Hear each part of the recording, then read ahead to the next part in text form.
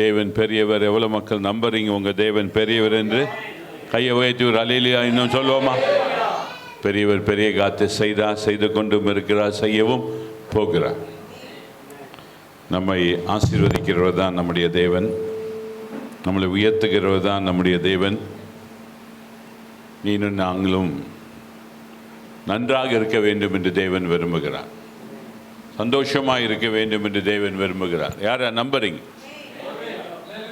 சந்தோஷமாக இருக்க வேண்டும் ஆண்டவர் எதிர்பார்க்கிறார். நம்ம எப்படி சந்தோஷமாக இருக்க முடியும் என்பதை குறித்து இன்றைக்கு நாம் சில காரியங்களை பார்க்கலாம். மத்தேயு 22ஆம் அதிகாரம் 8 14 வசனங்களை வாசிப்போம். மத்தேயு 22 8 14. அப்பொழுது அவன் தன் ஊழியக்காரரை நோக்கி, கல்யாண விருந்து ஆயத்தமாய் இருக்கிறது, அழைக்கப்பட்டவர்களோ அதற்கு அபாத்திரமாய் போனார்கள். ஆகையால் நீங்கள் வழி சந்திகளிலே போய் காணப்படுகிற யாவரையும் கல்யாணத்திற்கு அழைத்து கொண்டு வாருங்கள் என்றான். அந்த ஊழியக்காரர் புறப்பட்டு வழிகளிலே போய் தாங்கள் கண்ட நல்லார் பொல்லார் யாவரையும் கூட்டிக் கொண்டு வந்தார்கள். கல்யாண சாலை விருந்தாளிகளால் நிறைந்தது. விருந்தாளிகளை பார்க்கும்படி ராஜா உள்ளே பிரவேசித்த போது கல்யாண வஸ்திரம் தரித்திராத ஒரு மனுஷனை அங்கே கண்டு, சிநேகிதனே, நீ கல்யாண வஸ்திரம் இல்லாதவனா இங்கே எப்படி வந்தாய் என்று கேட்டான். அதற்கு அவன் பேசாமல் இருந்தான். அப்பொழுது ராஜா பணிவிடைக்காரரை நோக்கி, இவனை கையும் காலும் கட்டி கொண்டு போய் அழுகையும் பற்கடிப்பும் உண்டாயிருக்கிற புறம்பான இருளிலே போடுங்கள் என்றான். அந்தபடியே அழைக்கப்பட்டவர்கள் அநேகர், தெரிந்து கொள்ளப்பட்டவர்களோ சிலர் என்றார். வேதம் ரொம்ப தெளிவாக சொல்லப்படுகிற ஒரு காரியம் என்னென்னா, அழைக்கப்பட்டவர்கள் அநேகர், தெரிந்து கொள்ளப்பட்டவர்களோ சிலர். நிறைய மக்களுடைய எண்ணங்க இந்த வார்த்தையை பார்த்தீங்கன்னா, அந்த வார்த்தை என்ன சொல்ல, ஆண்டவர் தான் அழைக்கிறார், ஆண்டவர் தான் தெரிந்து கொள்கிறார். ஆனால் அழைப்பு தான் ஆண்டவர் நம்மளுக்கு கொடுக்கிறார். தெரிந்து கொள்ள வேண்டியது நம்மக்கிட்ட இருக்கு. நாம் தேவனை எப்படி தெரிந்து கொள்கிறோம்? நான் எப்படி தேவனை அறிந்து கொள்கிறேன்? ஆண்டவரை நான் எப்படி புரிந்து கொள்ள விரும்புகிறேன்? சில மக்கள் வருவாங்க சபைக்கு, ஞாயிற்றுக்கிழமை மட்டும் கிறிஸ்தவங்களாக இருப்பாங்க. பாஸ்டர் சொன்ன மாதிரி சபையில் நடக்கிற ஊழியங்களில் நிறைய பேர் கலந்து கொள்ள மாட்டேங்கிறீங்க அப்படின்னு சொல்லப்பட்டதை நான் கேட்டேன். நம்ம ஞாயிற்றுக்கிழமை மட்டும் கிறிஸ்தவர்கள் யாரா நம்புறீங்க நான் சொல்கிறது? ஆனால் இங்கே சொல்லப்படுகிற அழைக்கப்பட்டவர்கள் அநேகர், தெரிந்து கொள்ளப்பட்டவர்களோ சிலர். இதுக்கு உதாரணம் இதான். கிளாஸில் எவ்வளோ மக்கள் இருக்காங்க? ஒரு கிளாஸில் எவ்வளோ பேர் இருக்கிறாங்க? ஸ்கூல் படிக்கிறவங்க சொல்லணும், உங்கள் கிளாஸில் எவ்வளோ ப்ரெசன்ட் இருக்காங்க? ஒரு கிளாஸில் 60 பேர் இருக்காங்களா? 40 பேர் இருக்காங்களா?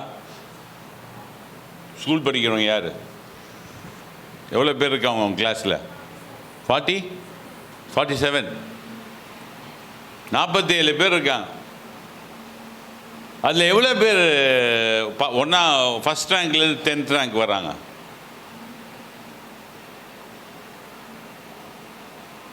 சொல்லுங்களேங்க. அதே டீச்சர் தான், அதே டீச்சிங் தான், அதே யூனிஃபார்ம் தான். ஆனால் சிலர் தான் அந்த ஃபஸ்ட் ரேங்கு, செகண்ட் ரேங்க்கு. மற்றவங்களாம் என்னாச்சு? ஏன் அவங்க படிக்க முடியாதா? அவங்களுக்கு படிக்க தெரியாதா? சிலருக்கு தான் இன்ட்ரெஸ்ட் நல்லா படிக்கணும்னு. அதுபோல் தான் இந்த வசனம், அழைக்கப்பட்டவர்கள் அநேக, தெரிந்து கொள்ளப்பட்டவர்களோ சிலர். நிறைய மக்கள் ஆண்டவர் தான் நம்மளை தெரிந்து கொள்ளும். ஆண்டவர் நம்மளை தெரிந்து கொள்ளலை, நாம் தான் தேவனை தெரிந்து கொள்ள வேண்டும். அழைப்பு அவர்தான். வேதம் ரொம்ப தெளிவாக சொல்லப்படுகிறது. நீங்களும் நானும் அவர் அறிந்து கொள்ள முடியாது. ஆனால் அவர் நம்மளை அழைத்தபடியினால் வாசிக்கலாம். யோவான் 16ஆம் அதிகாரம் 15ஆம் வசனத்தை வாசிப்போம்.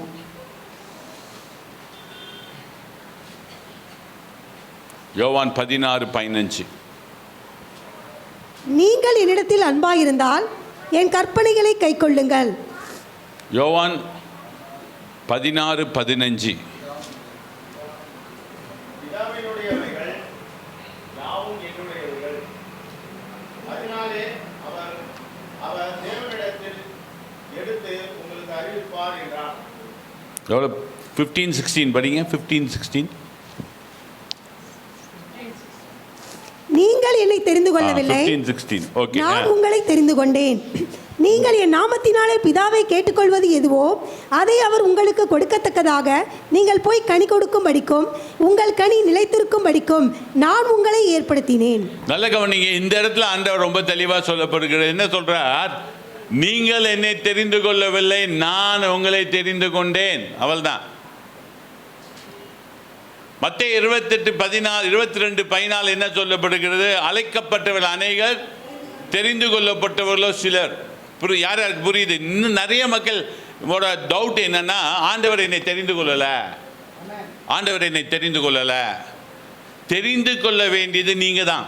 நல்லா புரிஞ்சுக்கோங்க. ஆண்டவரை தெரிந்து கொள்ள வேண்டியது நீங்க தான். அழைக்க தான் அழைப்பார் ஆண்டவர்.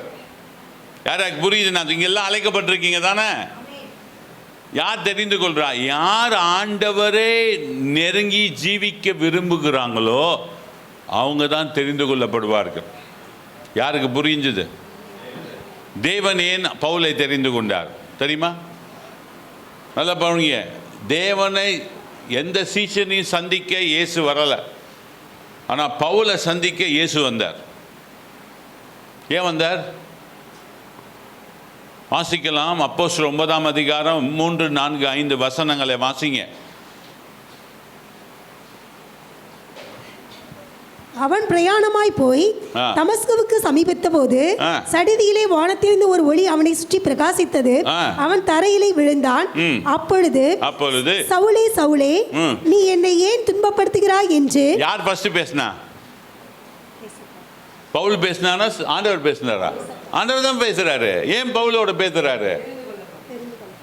தெரிந்து கொள்ளப்பட்டவன் அல்ல, அவன் தேவனுக்கு வைராக்கியம் உள்ளவனாக இருந்தான். நல்ல கவனிங்க. பிதாவாகிய தேவனுக்கு வைராக்கியம் உள்ளவனாக இருந்தான். அவன் ஏன் கிறிஸ்தவர்களை துன்பப்படுத்தினான்னா, இது புது ரிலீஜன் ஒன்று வருது, இதை எதிர்த்து நிற்கணும், பிதாவுக்கு சப்போர்ட்டிவாக இருக்கணும் அப்படின்னு சொல்லி தான் வைராக்கியம் உள்ளவனாய் கிறிஸ்தவர்களுக்கு எதிர்த்து நின்னான். யாருக்கு புரியுது? இதை ஆண்டவர் பார்த்தார், இயேசு பார்த்தார். இவன் அவர் நமக்கு தேவை, இவன் நமக்கு தேவை அப்படின்னு சொல்லி இறங்கி வந்துட்டார். ஆண்டவர் உன்னை பார்த்து சொல்லணும், இவன் எனக்கு தேவைன்னு. யாருக்கு புரியுது? அப்போ தான் தெரிந்து கொள்ளவனா நீ மாற முடியும். அழைக்கப்பட்டவர் எல்லாரும் தான். ஆனால் நீ தேவனை தெரிந்து கொள்ள விரும்புகிறாயா? இன்னைக்கு நிறைய மக்களோட ரீசன் அதான். எப்படி சொல்லிடுறாங்க? ஆட போப்பா, அவங்களாம் தேவனால் தெரிந்து கொள்ளப்பட்டவங்க. எங்கள் சர்ச்சில் ஒரு அம்மா இருந்தாங்க. நீங்கள் என்ன பிரசங்கம் பண்ணாலும் பக்கத்தில் இருக்கிறவங்கள பார்த்து சொல்லுவாங்க, அவங்களாம் ஊழியக்காரங்க, அவங்களாம் அப்படி தான் சொல்லுவாங்க, நம்மளாம் அதை பின்பற்ற முடியாதுன்னு சொல்லுவோம். இது அப்போ அதுக்குள்ளே என்ன ஆவி? நான் சொன்னேன், இந்த அம்மா இருக்கிற வரைக்கும் சபை வளராது ஆண்டவரே, இந்த அம்மாவை வெளியில் தூக்கி அடிங்கன்னு 3 வாரம் வெளியில் தூக்கி அடிச்சிட்டார். ஏன்னா அந்த அம்மா இருக்கிற வரைக்கும் சபை வளராது. தேவ வார்த்தை நமக்குள்ள வரும்போது அதை ஏற்றுக்கொண்டு அதன்படி நடக்க விரும்புகிறவளை தான் தேவன் தெரிந்து கொள்வார். நீ சும்மா வந்து சும்மா போற கிறிஸ்தவன் எவ்வளவோ இருக்கிறான். சிஎஸ்ஐ எல்லாம் ஏன் நிறைய பக்கம் பென்டிகாஸ்ட்லேருந்து சிஎஸ்ஐக்கு போகிறாங்க? ஏன்? அங்கே சிகரெட் குடிக்கக்கூடாதுன்னு சொல்ல மாட்டான், தண்ணி அடிக்கக்கூடாதுன்னு சொல்ல மாட்டான், கெட்ட வாழ்க்கை வாழக்கூடாதுன்னு சொல்ல மாட்டான். நீ எப்படி வேணா வாழு அப்படின்னு சொல்லுவான். அந்த சபையில் ஆள் வந்து நீ சப்ஸ்கிரிப்ஷன் போட்டால் போதும் நினைக்கிறீங்க அவங்கெல்லாம் பரலோகம் போவாங்கன்னு. நான் சிஎஸ்சிலேருந்து வந்தவேன்னா, சிஎஸ்சியில் இருக்க எவ்வளோ நல்ல கிறிஸ்தவங்க இருக்கிறாங்க, ஆழமான கிறிஸ்தவங்க இருக்கிறாங்க, அந்நிய பாஷைக்கு பேசுகிற கிறிஸ்தவங்க எனக்கு தெரியும். சிஎஸ்சியில் அவங்கள பற்றி சொல்லலை. இந்த சும்மா வராமல் இருங்க. ஒரு நாள் என் ஃப்ரெண்டு அவனுக்கு கன்ஃபர்மேஷன் ஆயிடுச்சு. கன்ஃபர்மேஷன்னா சிஎஸ்எல் அந்த பிஷப் வந்து நீ கன்ஃபார்ம் ஆகிட்ட பரலோகம் போகிறதுக்கு, நீ கன்ஃபார்ம் ஆகிட்ட சபையில் அங்கத்தினரை கன்ஃபார்ம் ஆகிட்டேன்னு ஒரு மனுஷனுக்கு கொடுக்குற கன்ஃபர்மேஷன். ஆனால் பைபிள் வேறு மாதிரி சொல்லுது, அதை கொடுத்து இன்றைக்கி பார்க்கலாம். அவனுக்கு கன்ஃபர்மேஷன் கொடுத்தனால அவன் என்னையே என் ஃப்ரெண்ட்ஸ் எல்லாம் கூப்பிட்டான், கிறிஸ்டியன் ஃப்ரெண்ட்ஸ் எல்லாம் கூப்பிட்டான். அவன் ஒரு பெரிய ஸ்கூல் வச்சுருக்கான். ஈவினிங் 4 மணிக்கு வந்துடுறா, ஒரு ஸ்பெஷல் இது வச்சுருக்கேன், டிஃபன் வச்சுருக்கேன் வந்துடு அப்படின்னா. அங்கே போனால் பாட்டில் வச்சுருக்கிறான். அங்கே போனால் என்ன வச்சுருக்கிறான்? நான் சொன்னேன், டேய் காலையில் இயேசு ரத்தத்தை சாப்பிட்டேன்ற, இது என்னடா இதுக்கு என்னை கூப்பிட்ட? இது வந்து காலையில் சாப்பிட்டது பல்லவம் கொண்டு போவோம், இது சாப்பிட்டா நரகம் போவோம், எது வேணும் உனக்கு? அவன் என்னைய பார்த்தா உன்னை கூப்பிட்டது வேஸ்ட். நான் சொன்னேன், நான் கூப்பிட்டனால தான் உனக்கு தெரியுது. யாராவது தொட்டிங்க தொட்டா நான் போயிடுவேன், இல்லை மூடி கீழே வை. இன்னைக்கு ஜனங்க என்ன நினைக்கிறாங்க, எப்படி வேணா வாழ்ந்துக்கலாம், ஏசு நம்மளை கூட்டிகிட்டு போயிடுவார். இயேசு வராருங்க, அழைக்கப்பட்டவர்களை தேடி இல்லை, தெரிந்து கொள்ளப்பட்டவர்களை தேடி. நல்லா வாசிக்கோங்க, தேவனால் தெரிந்து கொள்ளப்பட்டவர்களுக்காக தான் இயேசு வருகிறார், அழைக்கப்பட்டவர்களுக்காக இயேசு வரவில்லை. நீ தேவனை தெரிந்து கொண்டு இருக்கிறாயா?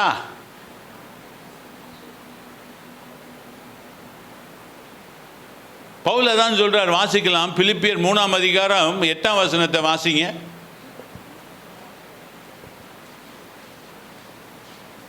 பிலிப்பியர் 3:8.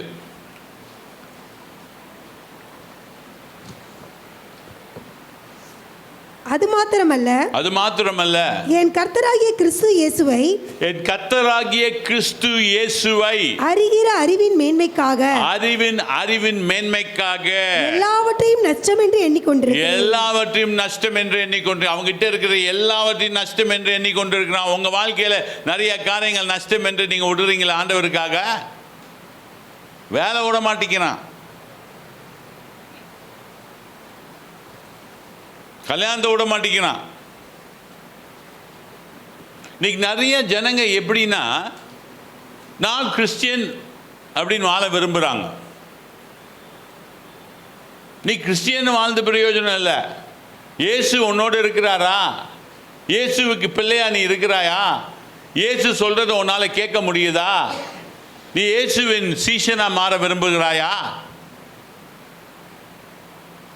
இயேசுவைக்காக நீ தெரிந்து கொள்ளப்பட்ட ஒரு மனிதனாய் மாறுகிறாயா? அது யார் கையில் இருக்கு?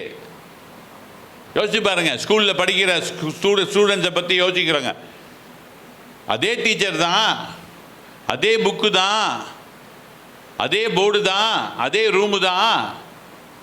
ஆனால் படிக்கிறவன் 1ஆம் கிளாஸ் ஃபஸ்ட் ரேங்க் எடுக்கிறான், 4th ரேங்க் எடுக்கிறான், 5th 10th ரேங்க் எடுக்கிறான். ஆனால் மற்றவங்களாம் ஏன் இருக்கிறது இல்லை? அவங்களுக்கு படிப்பு வராதா? அப்போ என்ன இல்லை? படிக்கிறதுக்கு அவங்களுக்கு இன்ட்ரெஸ்ட் இல்லை. இயேசு மேலே உனக்கு இன்ட்ரெஸ்ட் இல்லைன்னா எப்படிங்க நான் பரலோகம் இயேசு வரும்போது போக முடியும்? உன்னோட இன்ட்ரெஸ்ட் எங்கே இருக்கு? உன்னோட இன்ட்ரெஸ்ட் எங்கே இருக்கு? இயேசு மேலே இருக்கா, இல்லை யார் மேலே இருக்கு? இன்னைக்கு எவ்வளோ கிறிஸ்டியன் காதில் இது போட்டிருக்கிறான், எது தொங்கட்டான். அது பேர் என்ன? ஆம்பளை ஆட்கள் என்ன செய்கிறான்? நான் அன்றைக்கி ஒரு இடத்துல பிரசங்கம் பண்ணேன் எங்கள் சர்ச்சில். வருங்காலத்தில் ஆம்பளைங்களாம் மூக்குத்தி போட்டிருப்பாங்கன்னு. அந்த வாரமே நான் கோயம்புத்தூர் போனேன். அங்கே பார்த்தா ஒரு இடத்துல டீ குடிக்கிற ஒரு ஆள் மூக்குத்தி போட்டிருக்கிறான். நான் கூப்பிட்டு காமிச்சேன் பார், நேற்று சொன்னது எனக்கு ப்ரூவ் பண்ணி காமிச்சிட்டான் பார், ஒரு ஆம்பளை மூக்குத்தி போட்டிருக்கிறான். இல்லை பிசாசு ஆம்பளைய பொம்பளையா மாற்றுறது என்ன வேலை? பிசாசோட வேலை. இந்த காலத்தில் பொம்பளைங்க தான் கடுக்கன்னு போட்டாங்க காதில். இப்போ ஆம்பளைங்கெல்லாம் போட்டுக்கிட்டு இருக்கிறான். ஏன்? அவன் தான் யாருன்னு மறந்துட்டான். உலக ஃபேஷன், உலகத்தோடு நான் ஒத்துழைப்பேன், ஆனால் இயேசு என்னை எல்லாம் ஆசீர்வதிக்கணும், இயேசுவின் பிள்ளை, இயேசு வரும்போது எடுத்துக்கொள்ளப்படுவேன். நல்ல கவனிங்க, உலகத்தின் காரியம் உன்னோட ஒட்டி கொண்டிருந்தா இயேசு வரும்போது நீ கட்டாயமாக கைவிடப்படுவ. அது போதகராக இருக்கட்டும், விசுவாசியாக இருக்கட்டும், ஊழியக்காரனாக இருக்கட்டும், யாராக இருந்தாலும். இன்னைக்கு இயேசு கிருபை உள்ளவர், இன்னைக்கு இயேசு இரக்கம் உள்ளவர், இன்னைக்கு இயேசு மனதுருக்கத்தின் தேவன். ஆனால் நியாய தீர்ப்பின் நாளில் இயேசு வரும்போது இரக்கம் காட்ட மாட்டார், மனதுருக்கம் காட்ட மாட்டார், ஒன்றும் காட்ட மாட்டார். அவர் நியாயாதிபதியே வருவார். இயேசுவை நான் புரிந்து கொள்ள வேண்டியது அவசியம். நான் தான் அவர்கிட்ட சொல்லணும், ஆண்டவரை என்னை தெரிந்து கொள்ளுங்க. அழைக்கப்பட்டது நாம் உண்மை. ஆனால் ஆண்டவர்கிட்ட சொல்லணும், ஆண்டவரை என்னை தெரிந்து கொள்ளுங்க, என்னை நீங்க தெரிந்து கொள்ளுங்க. நான் உண்மை அறிகிற அறிவிலே வளருவேன், நான் இன்னும் உம்மோடு நெருங்கி ஜீவிப்பேன், நான் உம்மோடு நெருங்கி வருவேன், என்னை தெரிந்து கொள்ளுங்கன்னு சொல்லி நீனும் நானும் தான் கேட்கணும்.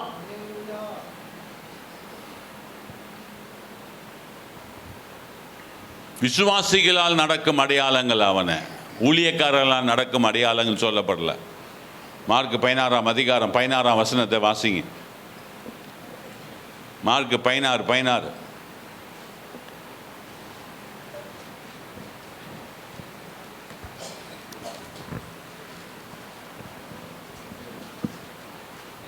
விசுவாசிகளால் ஞானஸ்தானம் பெற்றால் ரட்சிக்கப்படுவான், விசுவாசியாதவனோ ஆக்கினைக்குள்ளாக தீர்க்கப்படுவான். விசுவாசிக்கிறவர்களால் நடக்கும் அடையாளங்கள் ஆவன, என் நாமத்தினாலே பிசாசுகளை துரத்துவார்கள். இங்க ஏதாவது ஊழியக்காரனை பத்தி பேசியிருக்காங்களா? இல்ல, விசுவாசிகளை பத்தி தான் ஆண்டவர் சொல்றாரு. நீ விசுவாசி ஆன பிறகு நீ ஊழியக்காரனை மாத்து உன்கிட்ட தான் இருக்கு. நிறைய மக்களோட ஐடியா என்னன்னா, நான் விசுவாசி, அவர் ஊழியக்காரன். நானும் விசுவாசியா தான் இருந்தவன் தான் ஒரு சர்ச்சில். நீ ஊழியக்காரனா இருக்கிறேன்னா நான் ஆண்டவர்கிட்ட கேட்குறேன், ஆண்டவரே என்னை ஊழியக்காரனா மாற்றுங்க, நான் உம்மோடு நெருங்கி வரணும், உமக்கு ஊழியம் செய்யணும், உமக்காக ஓடணும், உமக்காக வாழணும், உமக்காக மறிக்கணும் அப்படின்னு வாஞ்சை இருந்தால் தேவன் உன்னை தெரிந்து கொள்வார். சும்மா வந்து சும்மா போய் பிரயோஜனம் இல்லை. ஸ்ரீகள் ஊழியக்காரர்களாக இருக்கிறாங்க, ஜெபிக்கிறவர்களாக இருக்கிறாங்க. ஆண்டவரை நான் அறிகிற அறிவிலே ஆண்டவரோடு நெருங்கி வருகிற ஒரு வாழ்க்கை எனக்கு வேண்டுங்க. ஆண்டவரோடு நெருங்குகிற ஒரு வாழ்க்கை. 12 சீஷர் இருந்தாங்க இயேசுக்கு. அதில் ஒருத்தன் தான் காட்டி கொடுத்தான், ஒருத்தன் மறுதளித்தான். 12 பேருக்கு அதே சுவிசேஷம் தானே சொன்னார். 12 பேருக்கு அப்படியே அவரும் அழகாக அவரோடு எல்லா கூடயும் அசைவாடினார்ல. இயேசு கொடுத்தார், 2 அதிகாரம் கொடுத்தார் எல்லாத்துக்கும். மத்தேயு 10:1 வாசிங்க, லூக்கா 9:1 வாசிங்க.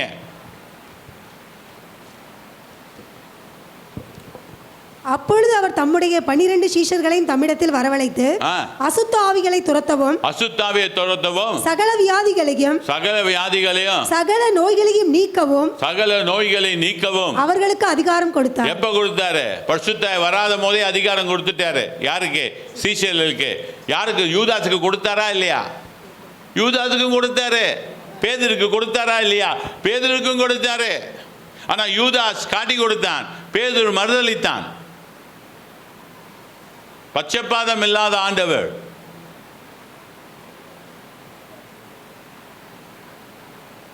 யூதாசு அற்புதம் செஞ்சான், யூதாசு பிசாசை விரட்டினா.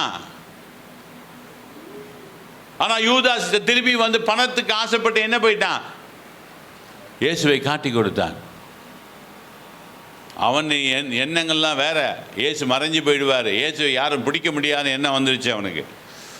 அதனால் காசை வாங்கி இவனெல்லாம் ஏமாந்துருவானுங்க அப்படின்னு நினச்சான். யார்? யூதாஸ். அவர் வல்லமை நிறைந்தவர், அதிகாரம் நிறைந்தவர், அவரை யாரும் பிடிக்க முடியாதுன்னு நினச்சான். ஆனால் காசுக்கு என்ன செஞ்சிட்டான்? ஆசைப்பட்டுட்டான். பேதுரு என்ன நினச்சான்? இயேசு திருப்பி வரவே போகிறது கிடையாதுன்னு சொல்லி மறுதளிச்சான். ஆனால் இயேசு மரித்த பிறகு உயிரோடு எழும்பின யாருக்கு ஃபஸ்ட்டு வந்தா? யார் கூட ஃபஸ்ட்டு பேசினா?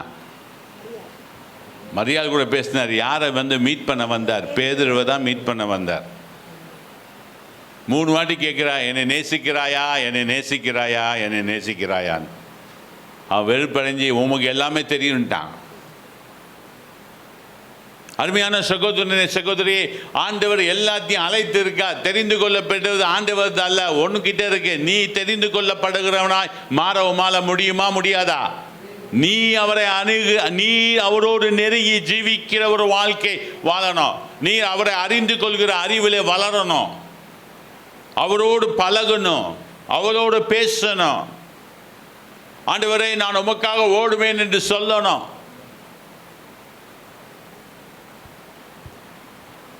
ஃபஸ்ட்டு சண்டே நான் ஒரு சபையில் உட்காந்துருக்கிறேன், பிரசங்கம் பண்ணுறதுக்கு, வர்ஷிப் நடக்குது. ஆண்டவர் என்கிட்ட பேசுகிறார், உன்னை அப்படியே என்கிட்ட கொடுத்துரு, உன்னை அப்படியே என்கிட்ட கொடுத்துரு, உன் இஷ்டம் போல் ஓட, ஏன் இஷ்டப்படி கொடு உங்கள் என்ன அப்படியே கொடுத்துரு என்கிட்ட.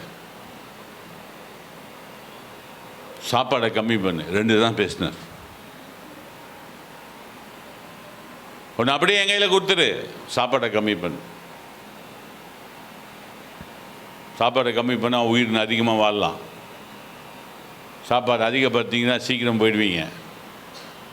யாருக்கு புரியுது? ஆனால் சில மக்கள் சாப்பாடு இல்லாமல் இருக்கவே முடியாது. நல்லா புரிஞ்சுக்கோங்க. ஆண்டவருக்காய் ஓட விரும்பினவரான் தேவன் தெரிந்து கொள்வார். நான் என்னைக்கு இயேசுவை ஏற்றுக்கொண்டேனோ அந்த நாள் முதற்கொண்டு இந்நாள் வரைக்கும் நான் சொல்கிறேன், போன வாரம் தான் லீவ் எடுத்துட்டேன். என் பையனோட திருமணத்துக்காய் கார்டு கொடுக்கணும்னு சொல்லி போன வாரத்தில் லீவ் எடுத்துட்டேன். அந்த நாள் வரைக்கும் ஒவ்வொரு நாளும் நான் சபையில் இருப்பேன், ஒரு நாள் விடாமல். வேலை முடித்தாலும் சரி சபைக்கு தான் ஓடி வருவேன், வீட்டுக்கு போக மாட்டேன். வீட்டுக்கு 11 மணிக்கு தான் போவேன். வாலிப நாட்களையும் சரி, திருமணமான பிறகும் சரி. எங்கள் பாஸ்டர் கேட்பார், ஏன்டா இன்னைக்கு வர, இன்னைக்கு மீட்டிங்கே இல்லைன்னுவார். மீட்டிங் இல்லைன்னா சர்ச்சு இருக்கு இல்லைன்னு மேலே போய் உட்காந்து ஜோம் பண்ணுவேன். நான் மட்டும் இல்லை, நான் ஜோம் பண்ண ஆரம்பித்தா கூட என் கேங்கே வந்துடும் ஜோம் பண்ணுறதுக்கு. நாங்கள் போர் அடித்தா பண்ணுறது ஜெபமும் பாட்டு பாடுறது தான். எங்களுக்கு போர் அடித்தா ஜெபம் பண்ணுவோம், போர் அடித்தா வர்ஷிப் பண்ணுவோம். இன்றைக்கி போர் அடிக்குதுன்னா நல்லா ஜெபம் பண்ணுவோன்னு அர்த்தம். இன்றைக்கி போர் அடிக்குதுன்னா நல்லா துதித்து பாடுவோம். மவுண்ட்டு மேலே ஏறி உட்காந்து, மவுண்ட்டு சென்ட் தாமஸ் மவுண்ட் இருக்குது, மேலே போயிடுவோம். கிட்டார் எடுத்துகிட்டு என் ஃப்ரெண்ட்ஸ் எல்லாம் வந்துடுவாங்க. எல்லாம் இன்றைக்கி போதகர்கள், எல்லாம் இன்றைக்கி பெரிய பெரிய போதகர்களாக இருக்கிறாங்க, பெரிய பெரிய சபை வைத்திருக்கிறாங்க. ஆண்டவரை நீங்கள் அழைத்தால் நாங்கள் எங்களை அவர் கையில் கொடுத்து தெரிந்து கொள்ளுங்க ஆண்டவரே என்று நாங்கள் எங்களை ஒப்பு கொடுத்தோம். யாரை வேணால் தெய்வம் தெரிந்து கொள்ள முடியும். நீங்கள் ஆண்டவர்கிட்ட காட்டணும், நான் I'm willing to work for you, நான் உமக்காக ஓட விரும்புகிறேன், நான் உம்மை அறிவில் வளர விரும்புகிறேன், உம்மோடு நெருங்கி வாழ விரும்புகிறேன், நீ சொல்வதெல்லாம் நான் செய்ய விரும்புகிறேன் என்று ஆண்டவர்கிட்ட சொன்னால் ஆண்டவரை எடுத்து பயன்படுத்துவார்.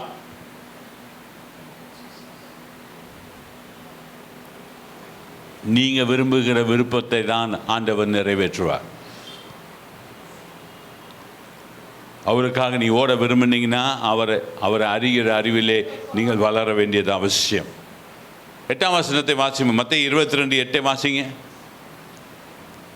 அப்பொழுது அவன் தன் ஊழியக்காரரை நோக்கி, கல்யாண விருந்து ஆயத்தமாய் இருக்கிறது, அழைக்கப்பட்டவர்களோ அதற்கு அபாத்திரமாய் போனார்கள்.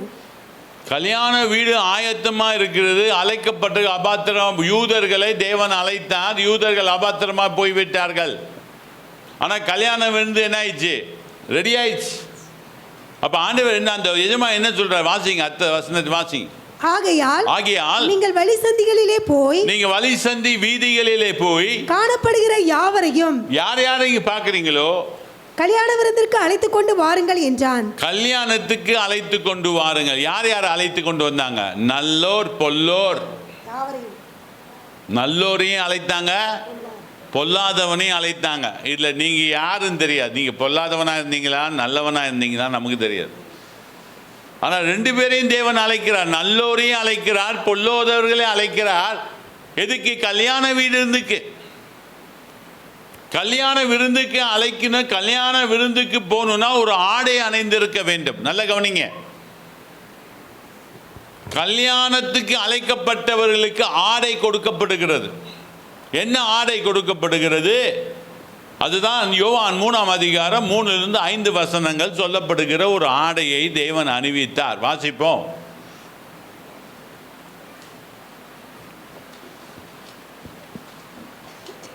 யோவான் 3:3-5. இயேசு அவனுக்கு பிரதித்திரமாக, ஒருவன் மறுபடியும் பிறவாவிட்டால் தேவனுடைய ராஜ்யத்தை காண மாட்டான் என்று மெய்யாகவே மெய்யாகவே உனக்கு சொல்லுகிறேன் என்றார். அதற்கு நிக்கோதேமு, ஒரு மனுஷன் முதிர் வயதா இருக்கையில் எப்படி பிறப்பான்? அவன் தன் தாயின் கற்பத்தில் இரண்டாந்தர பிரவேசித்து பிறக்க கூடுமோ என்றான். இயேசு பிரதித்திரமாக, ஒருவன் ஜலத்தினாலும் ஆவியினாலும் பிறவாவிட்டால் தேவனுடைய ராஜ்யத்தில் பிரவேசிக்க மாட்டான் என்று மெய்யாகவே மெய்யாகவே உனக்கு சொல்லுகிறேன். 6ஆம் வசனம். மாம்சத்தினால் பிறப்பது மாம்சமாய் இருக்கும், ஆவியினால் பிறப்பது ஆவியாய் இருக்கும். நம்ம ஆவியினால் பிறந்திருப்போமானால் ஆவியாய் இருக்கும். இங்க இயேசு தெளிவாய் ஆடையை குறித்து பேசுகிறார். அந்த ஆடையின் பேர் என்ன? மறுபிறப்பு அனுபவம். அந்த மறுபிறப்பு அனுபவம் இருந்தாதான் எங்கே உள்ளே பிரவேசிக்க முடியும்?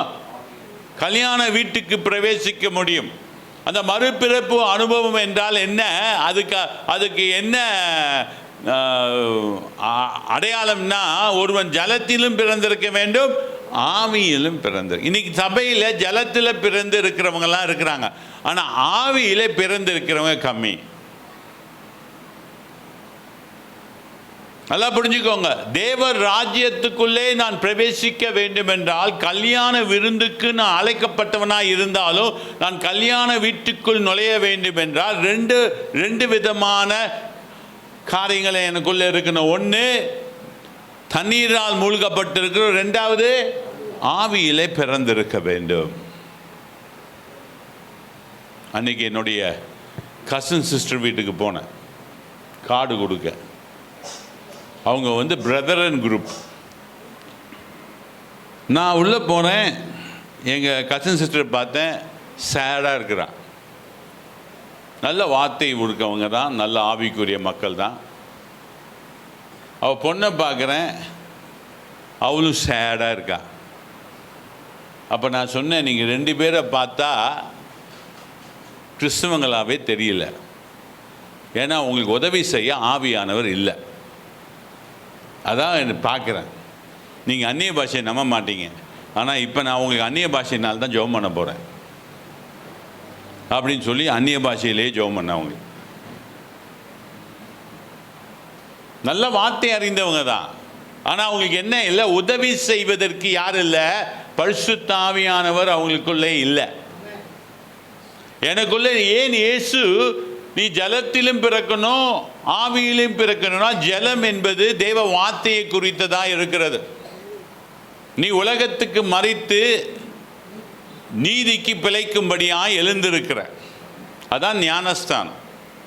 ஆனால் ஆவியானவர் உனக்குள்ளே இருந்தால் தான் உன்னை வழி நடத்த முடியும், உன்னை கிறிஸ்துவுக்குள் கொண்டு போக முடியும். பரிசுத்த ஆவியானவர் எனக்குள்ளே இல்லாவிட்டால் நான் கிறிஸ்துவை அறிகிற அறிவிலே வளர முடியாது, நான் இயேசுவோடு நெருங்க முடியாது.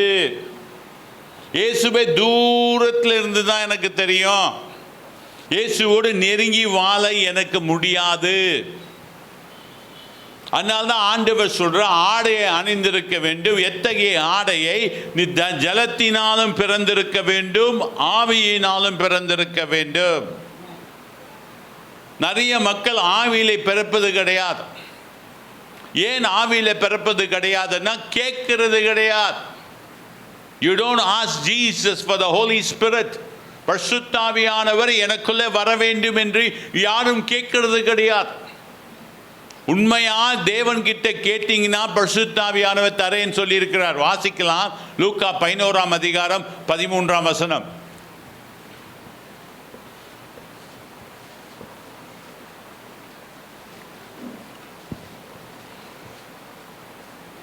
பொல்லாதவர்களாகிய நீங்கள் உங்கள் பிள்ளைகளுக்கு நல்ல ஈவுகளை கொடுக்க அறிந்திருக்கும் போது பரமபிதாவானவர் தம்மிடத்தில் வேண்டிக் கொள்கிறவர்களுக்கு பரிசுத்த ஆவியை கொடுப்பது அதிக நிச்சயம் அல்லவா? யாரா சொல்றீங்க? நான் ஜெபம் கேட்டு நான் ஜெபம் பண்ணி நிறைய வாழ்க்கை பெற்று இருக்கிறேன்னு சொல்றவங்களாம் கை தூக்குங்க. நான் ஜெபம் பண்ணி பெற்று இருக்கிறேன். பரிசுத்தாவியானவரை கேட்கல. நான் ஜெபம் பண்ணி நிறைய காரியங்கள் பெற்றிருக்கிறேன்னு சொல்கிறவங்களாம் கை தூக்குங்க. அப்போ பரிசுத்தாவி தருவாரா தரமாட்டாரா? நீ சாதாரண ஒரு கார் கேட்டால் தரார், நீ சாதாரண ஒரு பைக் கேட்டால் தரார், நீ சாதாரண ஒரு நல்ல சாப்பாடு கேட்டால் தரார். பொல்லாதவர்களாகி நீங்கள் அதெல்லாம் பெற்றிருக்க, ஏன் பரிசுத்தாவியை பெற மாட்டேங்கிறீங்க? பரிசுத்தாவியை நான் கேட்கறது கிடையாது, நான் கேட்டால் தானே அவர் தருவார்.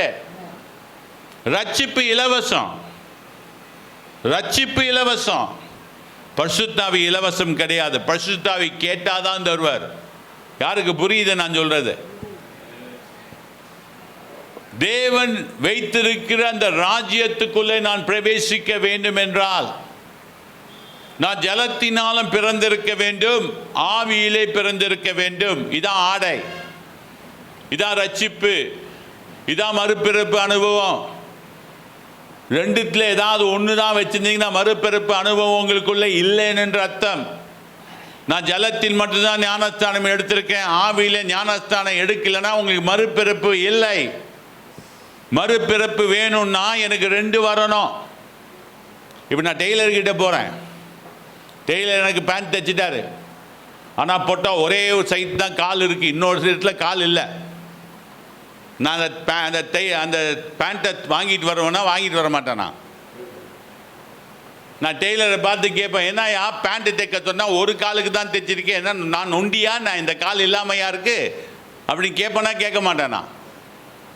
ஐயா சார் மறந்துட்டேன் சார் இந்த கால் வைக்கிறதுக்குன்னு சொல்லுவான்.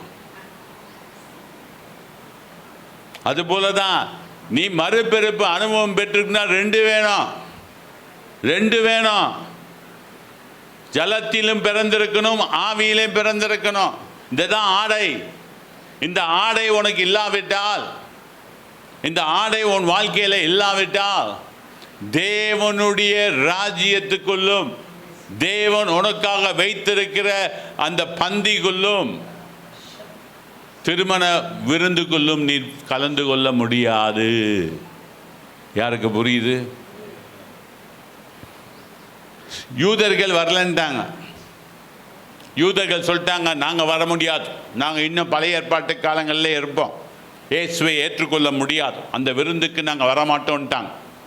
அதனால் இயேசு பார்த்தார், நல்லவனையும் பொல்லாதவனையும் அழைத்தார், ஒன்னையும் என்னையும் அழைத்தார். ஆனால் அழைக்கப்பட்டவனாகிய நான் அந்த அழைப்பை பெற்றிருக்க வேண்டிய நான், ஆடை கொடுக்கப்பட்ட எனக்கு ஆடை அணியாதபடி நான் தேவனுடைய அந்த விருந்துக்குள் பிரவேசித்து உள்ளே போயிட்டா கூட போக முடியாது. அப்படி உள்ளே போயிட்டா கூட தேவன் உன்னை பார்த்து சிநேகிதனே என்று சொல்லி உன்னை எங்கே தூக்கி போட்டுருவாரு? நல்லா போன எங்கே தூக்கி போடுவார்? வாசிக்கலாம். மத்தேயு 22:12 வாசிங்க. மத்தேயு 22:12. சிநேகிதனே, சிநேகிதனே, நீ கல்யாண வஸ்திரம் இல்லாதவனாய் இங்கே எப்படி வந்தாய் என்று கல்யாண வஸ்திரம் இல்லாதவனாய் நீ எப்படி வந்தாய் என்று கேட்டான். என்று கேட்டார். அதற்கு அவன் பேசாமல் இருந்தான். அதற்கு அவன் பேசாமல் இருந்தான். உடனே இயேசு கண்டுக்காம விட்டாரா? உடனே எஜமான் கண்டுக்காம விட்டாரா? என்ன செஞ்சாரு? அப்பொழுது ராஜா பணிவிடைக்காரர்களை நோக்கி இவனை கையும் காலும் கட்டி கொண்டு போய் அழுகையும் பற்கடிப்பும் உண்டாயிருக்கிற புறம்பான இருளிலே போடுங்கள் என்றார். புறம்பான இருளிலே போடுங்கள். ஆடை இந்த 2 விதமான அழைப்புல நீ வரலன்னா, அந்த அழைப்பு என்பது இதுதான். ஆண்டவர் அழைத்த அழைப்பு என்பது இதுதான். நீ மூழ்கி ஞானஸ்தானம் எடுத்திருக்கணும், நீ மறுபிறப்பு அனுபவம் பெற்றவனாய் மாற்றம் இருந்தாதான் எங்க போக முடியும்? தேவனுடைய கல்யாண விருந்துக்கு நீ போக முடியும். கல்யாண விருந்து என்பது ஆட்டுக்குட்டியானவரின் திருமண நாள் தான் கல்யாண விருந்து. ஆட்டுக்குட்டியானவரின் திருமண நாள் என்பது இயேசு கிறிஸ்து வருகையை குறிக்கிறது. ரகசிய வருகையை குறிக்கிறது தான் ஆட்டுக்குட்டியானவரின் திருமண வைபவம். இப்போ இயேசு வரான்னு சொல்லி காத்துட்டு இருக்கோம்ல, இது பேர் ரகசிய வருகை. இந்த ரகசிய வருகை கிறிஸ்தவர்களுக்கு மட்டும்தான் தெரியும், மற்ற யாருக்கும் தெரியாது. உன் கூட ஒருத்தன் இந்துவா இல்லை முஸ்லீம் ஒரு ஆள் உன் கூட வந்துட்டு இருந்து நீ நல்ல கிறிஸ்டியனாக இருந்தானா ஏசு கிறிஸ்து வரும்போது நீ காணாமல் போயிடுவ, அவனுக்கு தெரியாது நீ எங்கே போனேன்னு. ரகசிய வருகை அதுதான். யாருக்கு புரியுது நான் சொல்கிறது? 2 பேர் இருப்பாங்க, ஒருத்தன் எடுத்துக்கொள்ளப்படுவான், ஒருத்தன் கைவிடப்படுவான்னு சொல்கிற அதுதான் ரகசிய வருகை. ஆனால் 2ஆம் வருகை என்பது உலகமே பார்க்கும், டிவியில் பார்க்கும். இயேசு கிறிஸ்து வருகை ரகசிய வருகை டிவியில் இது பண்ண மாட்டாங்க, ஏன்னா டக்குன்னு வந்துட்டு டக்குன்னு போயிடுவார். ஆனால் இயேசு கிறிஸ்து 2ஆம் வருகையிலே உலகமே பார்க்கும், டிவியில் பார்க்கும். ஏன்னா மேலேருந்து இறங்கி வர்றது, நம்மளாம் அங்கே போயிடுவோம், அங்கேருந்து இறங்கி வருவோம் 1000 வருடம் அரசாட்சிக்காக. நல்லா புரிஞ்சுக்கோங்க. ஆடையை நான் அனுபவித்திருக்கணும். என்ன வேணும் எனக்கு? மறுபிறப்பு அனுபவம் எனக்குள்ள வர வேண்டும். மறுபிறப்பு அனுபவம் இருக்கிறவனுக்கு கனி இருக்கும். நல்லா புரிஞ்சுக்கோங்க. மறுபிறப்பு அனுபவம் வேண்டும் என் வாழ்க்கையிலே. மறுபிறப்பு அனுபவம் என்பது மூழ்கி ஞானஸ்தானம் எடுத்திருக்கணும், பரிசுத்த ஆவியை பெற்றிருக்கணும். அதுதான் மறுபிறப்பு அனுபவம். ஆவியிலே பிறப்பது ஆவியாக இருக்கும், மாம்சத்தில் பிறப்பது மாம்சமாக இருக்கும். நம்ம எல்லாம் மாம்சத்தில் பிறந்துட்டோம். ஆனால் ஆவியில் பிறக்க வேண்டிய மனிதனாக நாம் மாற வேண்டும். ஆவியானவர் எனக்குள்ளே வாசம் பண்ண வேண்டும். ஆவியானவர் என்னை நடத்த வேண்டும். ரோமர் 8ஆம் அதிகாரம் 14ஆம் வசனத்தை வாசிங்க.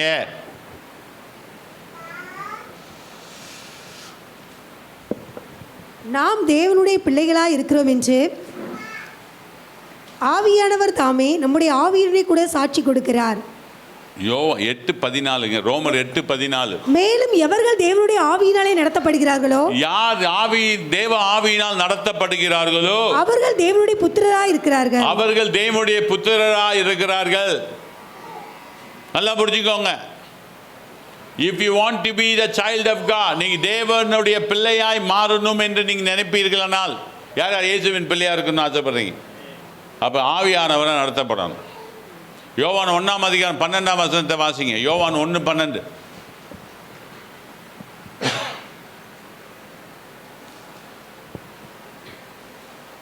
அவருடைய நாமத்தின் மேல் விசுவாசம் உள்ளவர்களாய் அவரை ஏற்றுக்கொண்டவர்கள் எத்தனை பேர்களோ அத்தனை பேர்களும் தேவனுடைய பிள்ளைகளாகும்படி அவர்களுக்கு அதிகாரம் கொடுத்தார். இயேசுவின் நாமத்தை தரித்திருக்கிறீர்களா? இயேசுவின் நாமத்தை தரிக்கிறவர் யார்? அவர்தான் பரிசுத்த ஆவியானவர். இப்போ இயேசுவின் நாமம் எனக்கு தரிக்கப்படுகிறவர் யார்? பரிசுத்த ஆவியானவர் தான் என் மேலே இயேசுவின் நாமத்தை தரிக்க முடியும். பரிசுத்த ஆவியானவர் எனக்குள்ள இல்லைன்னா இயேசுவின் நாமம் எனக்குள்ள தரிக்கப்படாது. வசனத்தை வாசி. யோவான் 1:12 வாசிப்போம். அவருடைய நாமத்தின் மேல் விசுவாசம் உள்ளவர்களாய் அவரை ஏற்றுக்கொண்டவர்கள் எத்தனை பேர்களோ அத்தனை பேர்களுக்கும் தேவனுடைய பிள்ளைகளாகும்படி அவர்களுக்கு அதிகாரம் கொடுத்தார். அந்த அதிகாரம் யாரு கொடுக்கப்பட்டு பாருங்க. சீஷர்களுக்கு எப்ப அதிகாரம் கொடுக்கப்பட்டது? பரிசுத்த ஆவி அவங்க மேல் வர்றதுக்கு முன்னாடி அதிகாரம் யார் கொடுத்தா? இயேசு கிறிஸ்து கொடுத்தார்.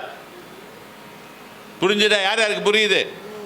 ஏன்னா இயேசு கிறிஸ்துக்கு அந்த அதிகாரம் இருந்தது, அதிகாரம் கொடுக்கும்படியா. இன்னைக்கு இயேசு கிறிஸ்து உனக்கு என்ன கொடுக்க விரும்புகிறார்? ஆவியானவரை கொடுக்க விரும்புகிறார். கேளுங்கள் தரேன்னு சொல்றாரு. அந்த ஆவியானவர் தான் உனக்கு இயேசுவின் நாமத்தை உனக்குள்ள தரிக்க வேண்டும். அன்னைக்கு இயேசு உயிரோடு இருந்தார், ஆனால் சீஷர்களுக்கு அந்த அதிகாரம் கொடுத்தார்.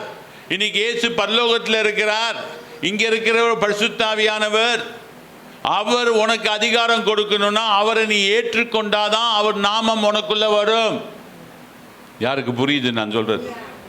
இன்னைக்கு நிறைய மக்கள் எவ்வளவோ சர்ச்சஸ்ல பரிசுத்த ஆவியை ஒமிட் பண்ணிட்டாங்க. அவர் வேலை முடிஞ்சிச்சுன்னு நினைக்கிறாங்க. அந்த பரிசுத்த ஆவியை ரிஜெக்ட் பண்ண எல்லாருமே ரகசிய வருகையில் எடுத்துக்கொள்ளப்பட முடியாது. நல்லா புரிஞ்சுக்கோங்க. நீ சிஎஸ்ஐ ஆயிரு, நீ ரோமன் கத்தோலிக்காரு, நீ பென்டிகாஸ்டல் மனுஷனாயிரு, நீ பிரதரன் குரூப்பில் இரு, பரிசுத்த ஆவியானவர் உனக்குள்ள இல்லைன்னா உன்னால் பறக்கவே முடியாது. நல்லா புரிஞ்சுக்கோங்க. பரிசுத்த ஆவியானவர் எனக்குள்ளே இல்லைன்னா நான் பறக்க முடியாது. இயேசு எங்கே நிற்பார்? ஒலிவ மலைக்கு மேலே நிற்பார். இப்போ ஒலிவ மலைன்னா அழகா பெருசா கிராக் விட்டாச்சான், ரெடியா இருக்கான். ஒலிவமலை 6 இடத்துல கிராக் விட்டுருச்சான். போன வருஷம்லாம் ரொம்ப சின்ன விரிசல் இருந்துச்சான், இப்ப பெரிய விரிசல் ஆயிடுச்சான் ஒலிவமலை. இயேசு மேலே இருந்து இறங்கி வரும்போது ஒலிவமலை அகன்று போகும். தெரியுமா? பைபிள் அதான் சொல்லுது, ஒலிவமலை அகன்று போகும். ஒலிவமலை ஏன் அகன்று போகுது? அந்த இடத்துல தான் வார் ஆஃப் அமகன் நடக்க போகுது.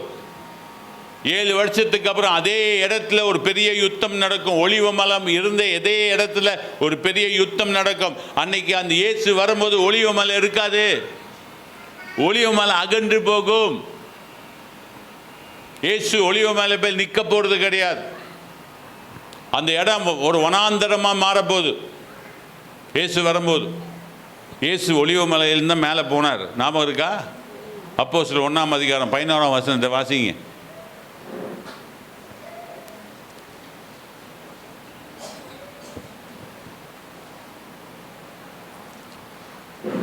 அப்போஸ்தலர் 1:11 வாசிப்போம். கலிலேயராகிய மனுஷரே, கலிலேயராகிய மனுஷர்களே, நீங்கள் ஏன் வானத்தை அண்ணாந்து பார்த்து நிற்கிறீர்கள்? நீங்கள் ஏன் வானத்தை அண்ணாந்து பார்த்து நிற்கிறீர்கள்? உங்களிடத்திலிருந்து வானத்துக்கு எடுத்துக்கொள்ளப்பட்ட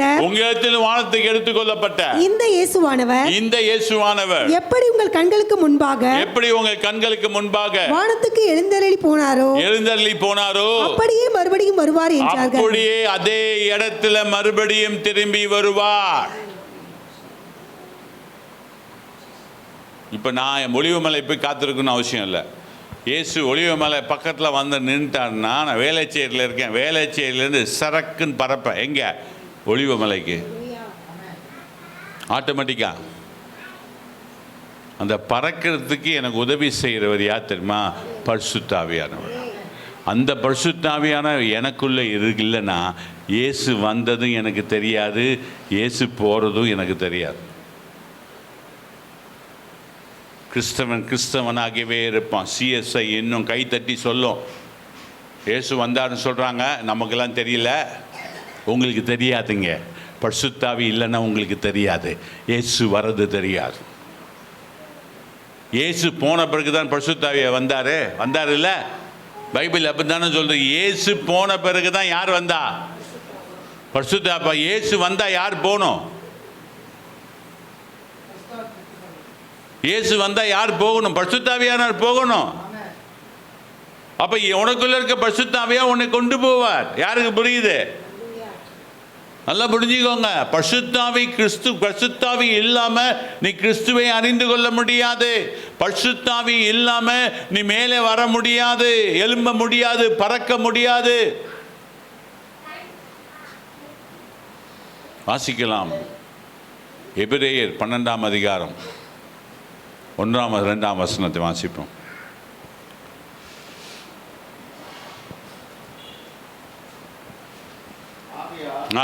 மேகம் போன்ற இத்தனை திரளான சாட்சிகள் நம்மை சூழ்ந்து கொண்டிருக்க, பாரமான யாவற்றையும் நம்மை சுற்றி இருக்கிற பாவத்தையும் தள்ளிவிட்டு விசுவாசத்தை துவக்குகிறவரும் முடிக்கிறவருமாகிய இயேசுவை நோக்கி நமக்கு நியமித்திருக்கிற ஓட்டத்திலே பொறுமையோடு ஓடக்கடவோம். 2ஆம் வசனம்.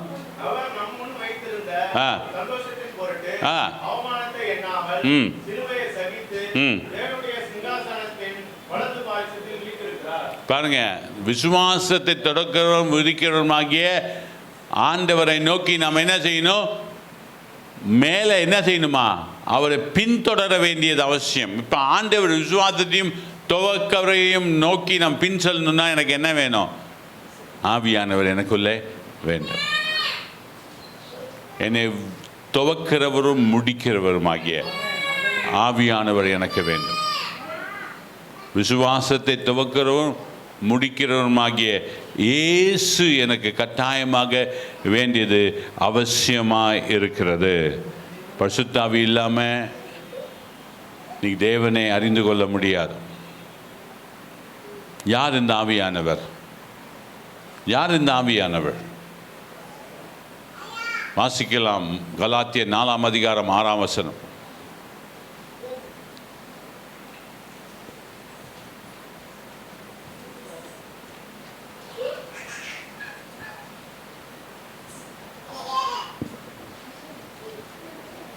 மேலும் நீங்கள் புத்திரராக இருக்கிறபடியினால் அப்பா பிதாவே என்று கூப்பிடத்தக்கதாக தேவன் தமது குமாரனுடைய ஆவி உங்கள் இருதயங்களில் அனுப்பினார்.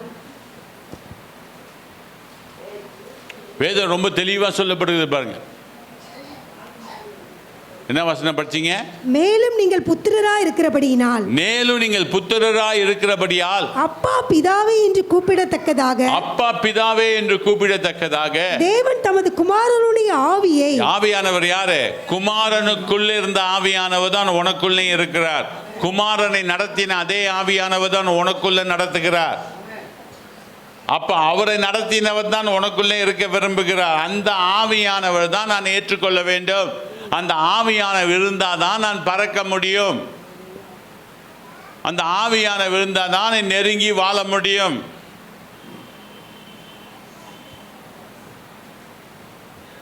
நல்லா புரிஞ்சுக்கோங்க. ஆண்டவரை நான் நெருங்க வேண்டும் என்றால், இயேசுவை நான் தெரிந்து கொள்ள வேண்டும் என்றால், இல்லை இயேசு என்னை தெரிந்து கொள்ள வேண்டும் என்றால், எனக்கு தேவைப்படுகிறவர் ஆவியானவர். ஆனால் ஆவியானவர் எனக்குள்ளே இல்லைன்னா நான் இயேசுவை அறிந்து கொள்ளவே முடியாது. If I do not have the Holy Spirit in me, எனக்குள்ள பரிசுத்த ஆவியானவர் இல்லைன்னா நான் இயேசுவோடு நெருங்கி ஜீவிக்க முடியாது. இயேசு வரும்போது எடுத்துக்கொள்ளப்பட முடியாது. நான் பறக்க வேண்டும் என்றால், நான் அவரை மவுண்ட் ஆஃப் ஆலிவ்ஸில் சந்திக்க வேண்டும் என்றால், நல்லா புரிஞ்சுக்கோங்க. வாசிக்கலாம். எபிரேயர் 1 அதிகாரம் 17-18 வாசிப்போம்.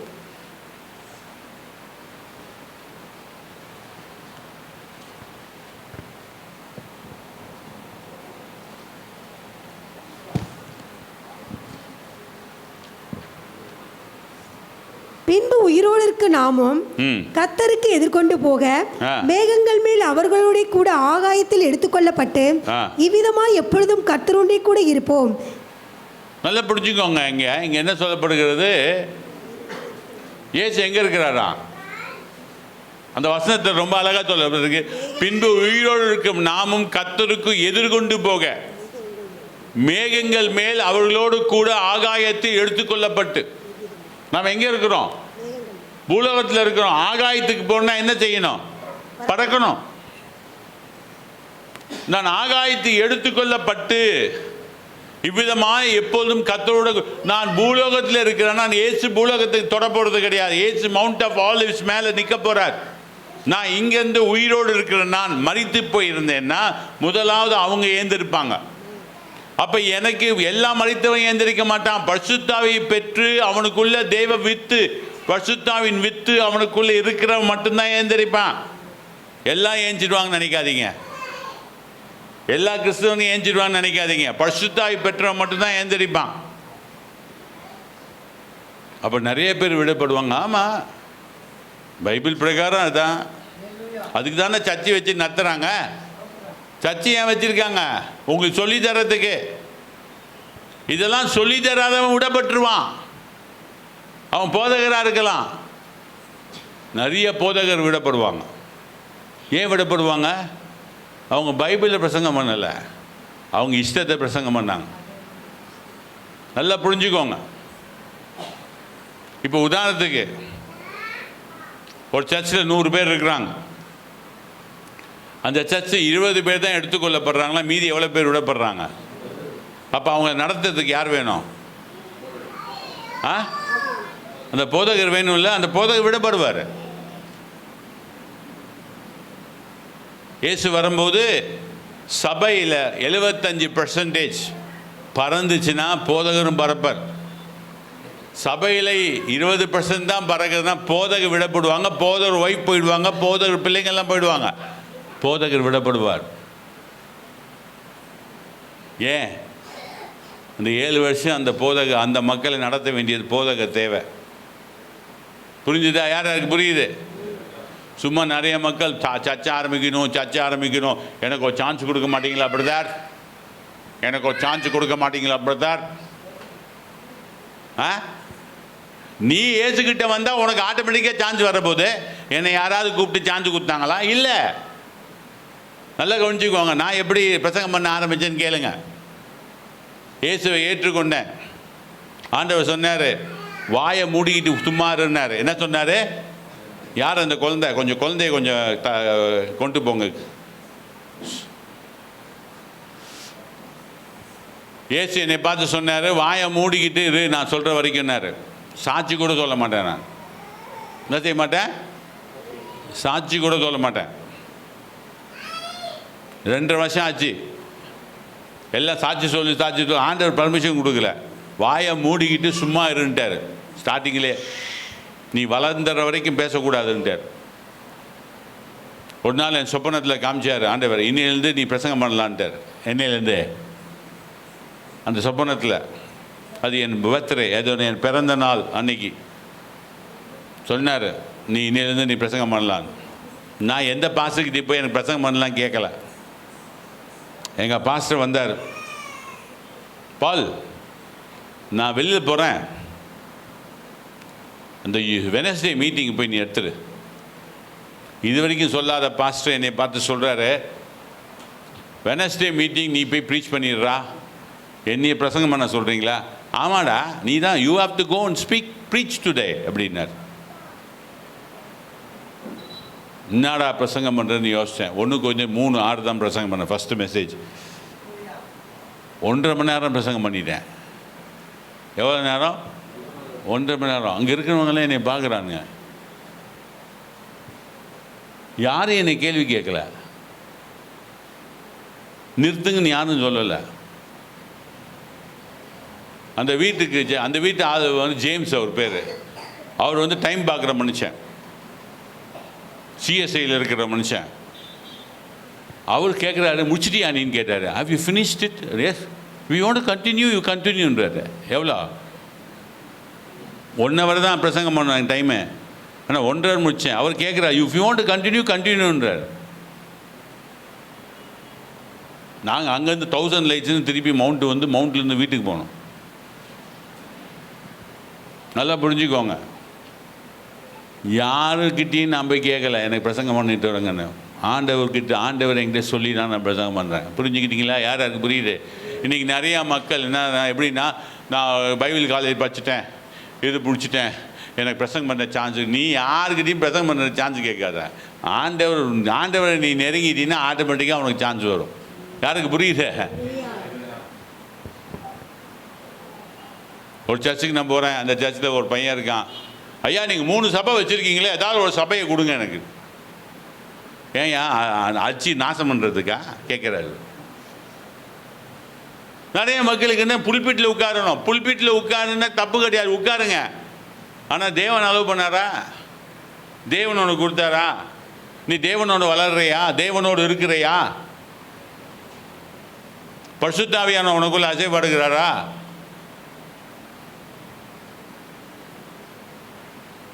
பரிசுத்த ஆவி எனக்கு வேணாம், ஜெபம் பண்ண மாட்டேன் நான்.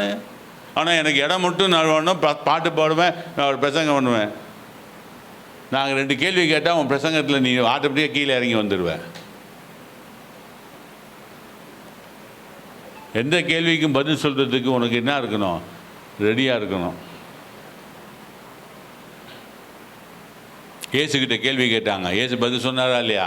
அவர் ஒரு கேள்வி கேட்டார், ஒருத்தன் பதில் சொல்ல. நீ சொன்னாதான் நான் சொல்வேன்ட்டார். நிறைய இடத்துல அப்படி தான் செஞ்சார். பிரசங்கம் பண்ணுறது பெருசு இல்லைங்க. ஆவியானவர் உனக்குள்ளே இருக்கார், அதுதான் மெயின். ஆடை வேணும். தேவன் அழைத்த அழைப்புக்குள்ளே நான் இருக்கணும். தேவனால் தெரிந்து கொள்ளப்பட்டவனா நான் மாறணும். நான் தேவனால் தெரிந்து கொள்ளப்பட்டவனா நான் மாறணும். இயேசுவோடு நெருங்கி வாழணும். இயேசுவை புரிந்து கொள்ளணும். இயேசு எப்படிப்பட்டவன் அறிந்து கொள்ளணும். இது ஆண்டவர் அலோவ் பண்ணுவாரா, இது ஆண்டவர் அலோவ் பண்ண மாட்டார்னு உனக்கு தெரியணும். You should know the mind of Christ. கிறிஸ்துவின் சிந்தனை உனக்குள்ளே வரணும். பிலிப்பியர் 2:5 வாசிங்க. பிலிப்பியர் 2:5 வாசிங்க.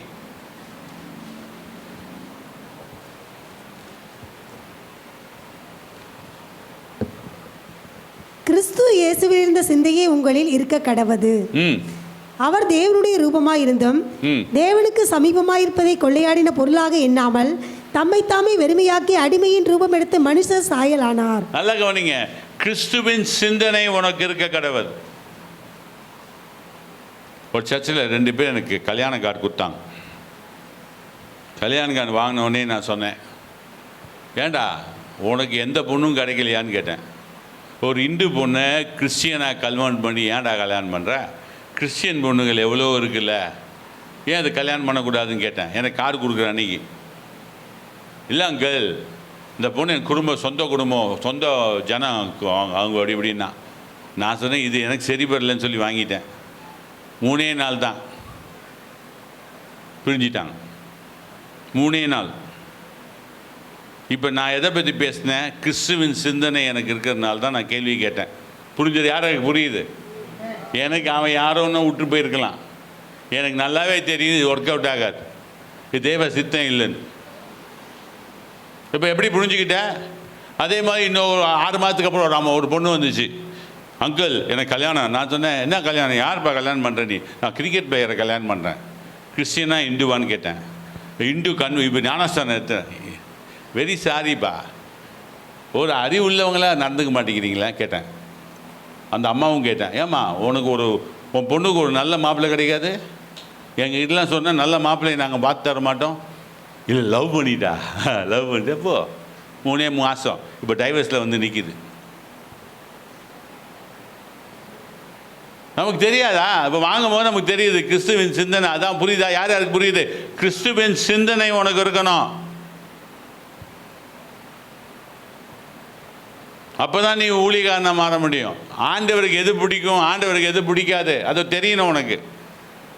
ஆண்டவர் எதை அலோவ் பண்ணுவார், எது அலோவ் பண்ண மாட்டார்னு உனக்கு தெரிஞ்சிருக்கணும். ஆவிக்குரியது எது, உலகத்துக்குரியது எது, எல்லாம் புரிஞ்சிருக்கணும். அது எப்போ உனக்கு புரியும்? பரிசுத்த ஆவி உனக்குள்ளே வந்தால் தான் புரியும், வராத வரைக்கும் புரியாது. பரிசுத்த ஆவி இல்லைன்னா நீ கிறிஸ்டியனே இல்லைங்க. நீ ஞானத்தான தண்ணீரில் மூழ்கி இருக்கலாம். என் வைஃப் எனக்கு பரிசுத்தாவி, நான் சொன்னேன் உனக்கு பரிசுத்தாவி இல்லை பண்ணுவேன். நீ பரிசுத்தாவி பெற்றுக்கணும். சும்மா பரிசுத்தாவி இருக்குன்னு நினச்சா பரிசுத்தாவி இருக்கிறாரா? இல்லை, நீ பரிசுத்தாவியானவர் பெற்றிருக்கணும். அது உனக்கு தெரியும், அந்த நாள் தெரியும், அந்த டேட் தெரியும், அந்த அவர் உனக்கு தெரியும், எப்போ பரிசுத்தாவியான உனக்குள்ளே வந்தாருன்னு.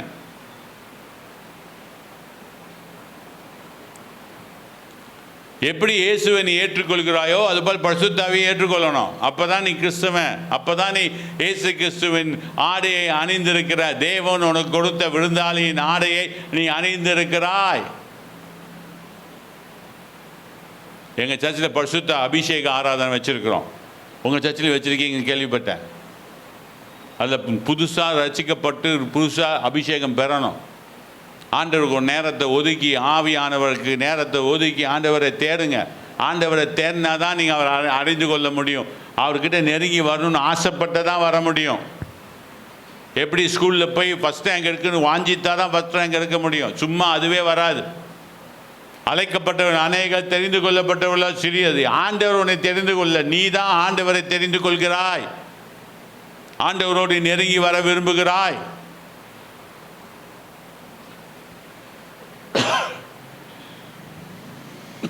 நல்லா புரிஞ்சுக்கோங்க, இயேசுவோடு இருக்க விரும்புங்க, ஆடையை அணிந்து கொள்ளுங்க. இயேசுவின் ஆடையை அணிந்து கொண்டா உங்களுக்கு 8 விதமான கனி நீ காணப்படுவீங்க. 8 ஒரு கனி, ஆனால் 8 சொலை இருக்கும். அதில் நீ பரிசுத்த ஆவி உனக்குள்ளே இருந்தார்னா உன் வாழ்க்கை மாற்றப்படும். நீ கனி கொடுக்குற ஒரு மனுஷனாக மாறுவாய். அதான் நான் வாசித்தோம், யோவான் 15ஆம் அதிகாரம் 16ஆம் வசனத்தில் வாசிங்க திருப்பி. அதை யோவான் நீ என்னை தெரிந்து கொள்ளவில்லை, நான் உங்களை தெரிந்து கொண்டேன். நீங்கள் நாமத்தினாலே பிதாவை கேட்டுக்கொள்வது எதுவோ, நீங்கள் என் நாமத்தினால் பிதாவை கேட்டுக்கொள்வது எதுவோ அதை அவர் உங்களுக்கு கொடுக்கத்தக்கதாக, அதை அவர் உங்களுக்கு கொடுக்கத்தக்கதாக நீங்கள் போய் கனி கொடுக்கும்படிக்கும், உங்கள் கனி நிலைத்திருக்கும்படிக்கும், நான் உங்களை ஏற்படுத்தினேன். நல்லா கவனிச்சுக்கோங்க. ஆண்டவர் உங்களை அழைத்தார். தெரிந்து கொள்வது நீங்க. அப்போது நீ கனி கொடுக்க ஆரம்பிப்பீங்க. கனி கொடுத்த உடனே நீங்கள் எதை கேட்டாலும் தேவன் உங்களுக்கு தருவார். நீ கனி கொடுக்க ஆரம்பிச்சிட்டீன்னா நீ கேட்டதெல்லாம் தேவன் தருவார். அதான் அந்த வசனம். நீ கனி கொடுக்குற ஒரு வாழ்க்கை. எப்போ நான் கனி கொடுக்க முடியும்? பரிசுத்த ஆவியான எனக்குள்ளே வந்தால் தான் கனி கொடுக்க முடியும். பரிசுத்த ஆவி இல்லாமல் நான் கனி கொடுக்கவே முடியாது. பரிசுத்த ஆவி பெற்றுக்கோங்க. ஜெபித்தா தரேன்னு சொல்கிறாரு. ஒவ்வொரு ஊழியக்காரங்கிட்ட போய் கேளுங்க எப்படி பரிசுத்தாய் பெற்றுன்னு. தினகரன் ஐயா கிட்ட கேட்டிங்கன்னா 7 வருஷம் ஜெபம் பண்ணாராம். எவ்வளோ வருஷம்? 7 வருடங்கள் ஜெபம் பண்ணாராம் பரிசுத்தாய் பெறுவதற்கு. நான் 3 மாதம் ஜெபம் பண்ணேன் பரிசுத்தாய் பெறுவதற்கு. என்கிட்ட ஒருத்தர் வந்து சொல்லிட்டு போனார், தம்பி பரிசுத்தாய் பெற்றுக்கணும்பா. நான் இப்போ சிஎஸ்ஐ. என்னடா இந்த ஆள் பரிசுத்தாய் பெற்றுக்கணும்னு சொல்கிறாரு. எங்கெல்லாம் பரிசுத்தாயெல்லாம் வேணாயா அப்படின்னா நான், எப்பா பரிசுத்தாவி இல்லைன்னா நீ கிறிஸ்டியன் ஆற முடியாதுப்பா. அப்படியா? சரி நம்ம ஜெபம் பண்ணுறோமா, டெய்லி ஒரு ஜெபம் பண்ணலாம், பரிசுத்தாவிக்காக ஜெபம் பண்ணலான்னு சொல்லி சேர்ந்து ஜெபம் பண்ண ஆரம்பித்தேன். ஆவியானவரே, பரிசுத்த ஆவியானவரே எனக்குள்ளே வாங்க, பரிசுத்த ஆவியானவரே எனக்குள்ளே வாங்க, பரிசுத்த ஆவியானவரே எனக்குள்ளே வாங்க, இயேசுவே பரிசுத்த ஆவியை கொடுங்கன்னு சொல்லி 3 மாதம் டெய்லி காலையிலும் மாலையிலும் ஜெபம் பண்ணுவேன். ஆனால் எனக்கு தெரியாது, 8ஆம் கிளாஸ்லேயே எனக்கு ஆவியானவர் அபிஷேகம் பண்ணிட்டாருன்னு எனக்கு தெரியாது.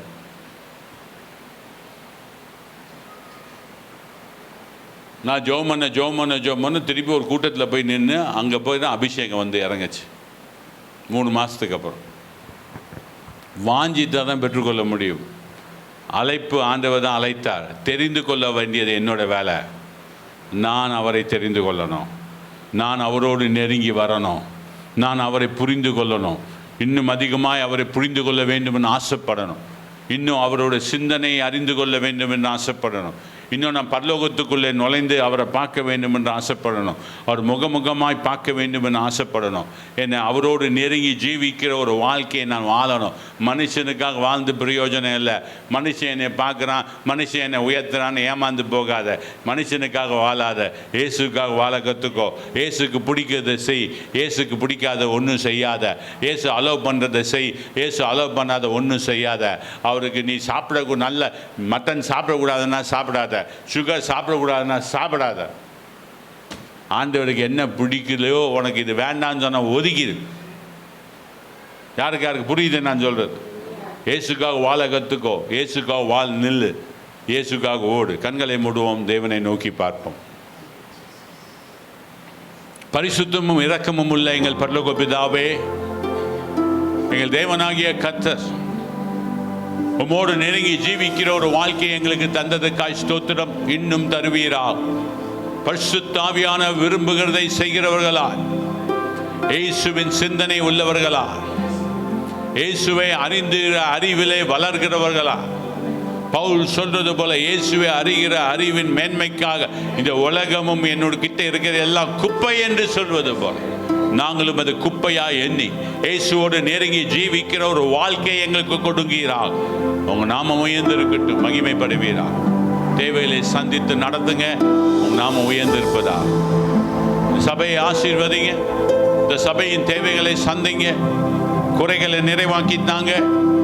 நீர் எப்படி இந்த சபையை நடத்த விரும்புகிறீரோ அப்படி நடத்தி கொடுங்க. ஆவியானவர், it is your time to rule this church. இந்த சபையை ஆளுகை செய்கிறவர் நீர்தான் என்பதை நாங்கள் அறிந்திருக்கிறோம். ஆவியானவரை, Holy Spirit, white radiant God, நீங்க இந்த இடத்தை ஆளுகை செய்வீரா. உங்க நாமம் உயர்ந்திருப்பதா. தேவ கரம் வந்து இறங்கட்டும். கிருபையினால் முடிசூட்டி கொடு. துதி கன மகிமை எல்லாம் உமக்கே செலுத்துகிறோம். ரட்சகர் இயேசு கிறிஸ்து மூலமா ஏறெடுக்கிறோம் நல்ல பிதாவே. ஆமென், ஆமென். அல்லேலூயா. இன்றைக்கு அருமையான கர்த்தருடைய வார்த்தையை நாம் கேட்டோம். இன்றைக்கு நமக்கு ஒரு விசேஷித்த நாள். கரையில் தட்டுவோமா? அந்தபடியே அழைக்கப்பட்டவர்கள் அநேகர், தேர்ந்து கொள்ளப்பட்டவர் சிலர். கர்த்தர் சமூகத்திலே அழைக்கப்பட்டவர்கள் அநேகராக இருந்தாலும் இந்த நாளிலே தேர்ந்து கொள்ளப்பட்டவர்களாய் நாம் அவர் சமூகத்தில் வந்து கர்த்தருடைய வார்த்தையை இன்று நாம் கேட்டு அதன்படி ஆசீர்வதிக்கப்பட்டோம். அல்லேலூயா.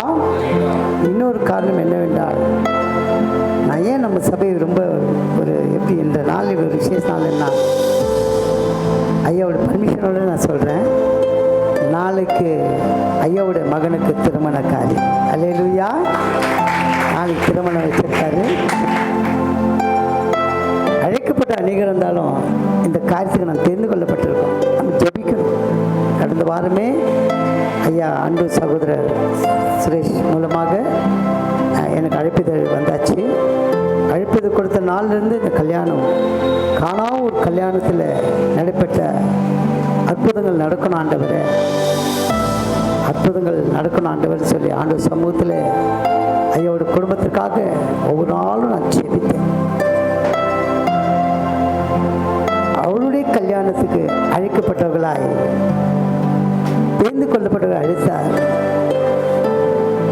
இன்றைக்கு அவருடைய மகனுடைய திருமண காரியத்தில் கூட காரியங்களுக்காக ஊழியத்து நிமித்தம் பாருங்க, ஊழியத்து நிமித்தம்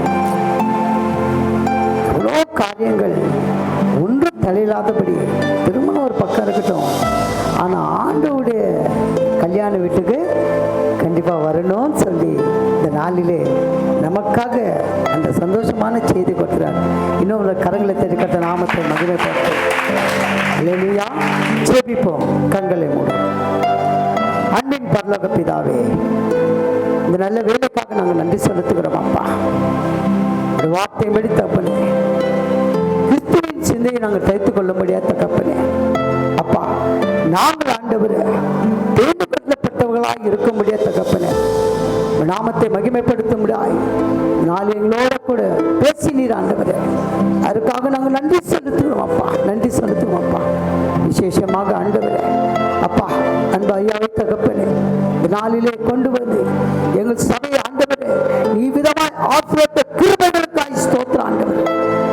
ரட்சிப்பின் வஸ்திரத்தை உடுத்திக் கொண்டு அப்பா நாங்கள் ஆண்டவரே வருகைக்கு ஆயத்தப்படுத்த ஆவியானவரே எங்களை நடத்த முடியாத தகப்பனே, பிலிப்பை ஆவியானவர் கொண்டு சென்றது போல அப்பா இயேசுவே உம்மை ஆவியானவர் கொண்டு சென்றது போல ஆண்டவரே எங்களின் தகப்பனே இந்த வருகைக்கு நாங்கள் ஆயத்தப்படுத்த ஆண்டவரே நீ கொண்டு சென்றபடியா நாங்கள் ஜெபிக்கிறோம் ஆண்டவரே.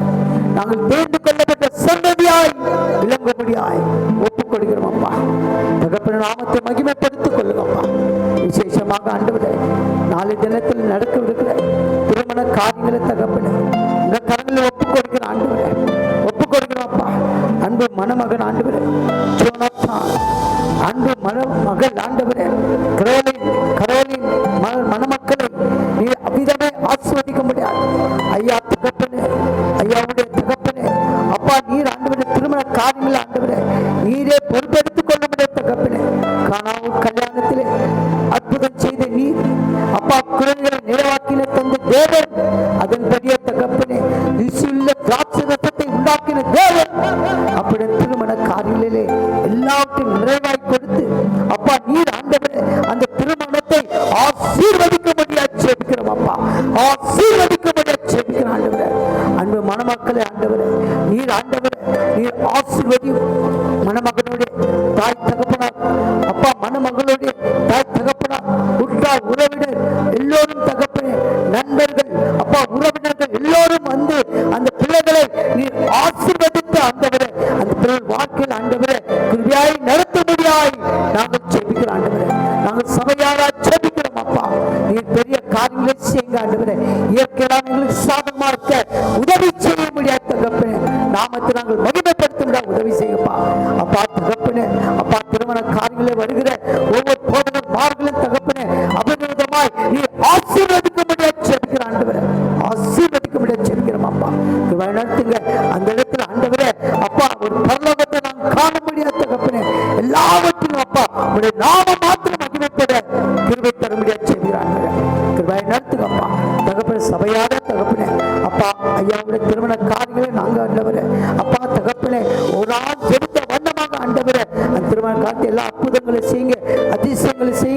நாமத்தை மகிமைப்படுத்த முடியாது. அந்த நாளில் எங்களுக்கு உதவி செய்யுங்கப்பா, பெரிய காரியம் செய்யுங்க.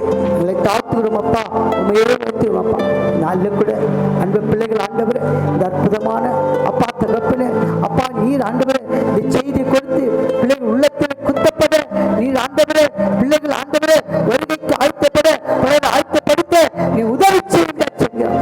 ஆவியானவரே நீரே எங்களை நடத்துங்கப்பா, நீரே எங்களை நடத்துங்கப்பா, நீங்களே நடத்துங்க. அந்த பிள்ளைகள் ஆண்டவரே, சிறு பிள்ளைகள், குழந்தைகள், வாலி பிள்ளைகள், முதியவர்கள், கணவன் மனைவிமார், சகோதர சகோதரிகள் ஒவ்வொருவரும் தகப்பன குடும்பமாக தனித்தனியாக வேறு பேராக நீர் ஆசீர்வதிக்க முடியாது. பெத்தேலின் ஆசீர்வாதங்கள் சுகம், பலன், ஆரோக்கியம், சமாதானம், சந்தோஷம் தகப்பனே எல்லாவற்றையும் கொடுத்து பிள்ளைகளை நீர் ஆசீர்வதிக்க முடியாது செபிக்கிறான். பெரிய காரியங்களை செய்யப்பா, நாமத்தை மகிமைப்பட்டுக் கொள்ளுங்கள். எங்களை தாழ்த்துகிறோம்.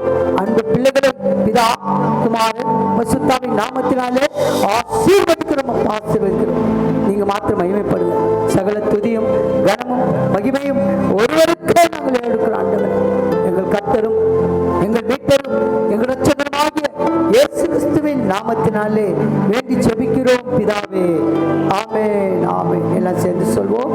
என் ஆத்துமாவே கர்த்தரை ஸ்தோத்திரி, என் முழுமையான பரிசுத்த நாமத்தை ஸ்தோத்திரி.